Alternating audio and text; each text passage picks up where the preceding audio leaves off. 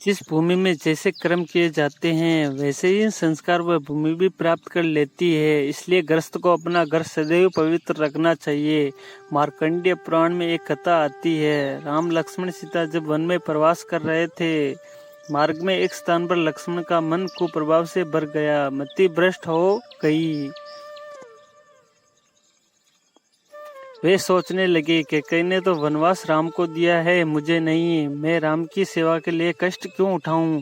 राम जी ने लक्ष्मण से कहा, लक्ष्मण इस स्थल की मिट्टी अच्छी दिखती है, थोड़ी बांध लो। लक्ष्मण ने एक पोटली बना ली।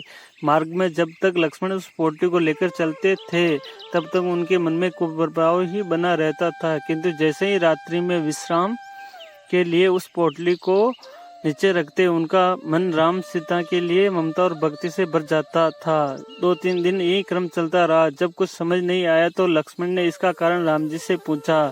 श्री राम ने कारण बताते हुए कहा, भाई तुम्हारे मन के इस परिवर्तन के लिए दोष तुम्हारा नहीं बल्कि उस मिट्टी का प्रभाव है। जिस भूमि पर जैसे काम किए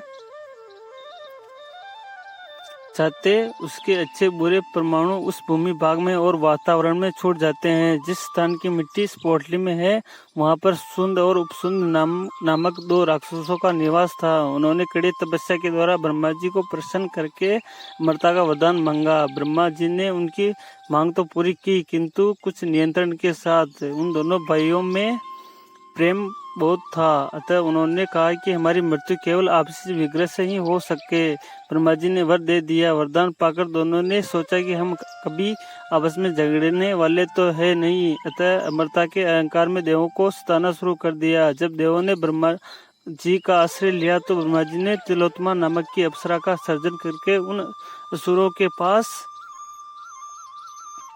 भेजा। सुंद और अपसुंद ने जब इस सौंदर्यवती अप्सरा को देखा तो कामादा हो गए। तुम मेरी हो और अपनी अपनी कहने लगे। तब तिलोत्तमा ने कहा कि मैं तो विजेता के साथ विवाह करूंगी। तब दोनों भाइयों ने विजेता बनने के लिए ऐसा घोर युद्ध किया कि दोनों आपस में लड़कर मर गए। वे दोनों असुर जिस स्थान पर झगड़ते हुए मरे थे उसी स्थान की यह मिट्टी है, अतः इस मिट्टी में भी द्वेष, तिरस्कार और वैर का सिंचन हो गया है।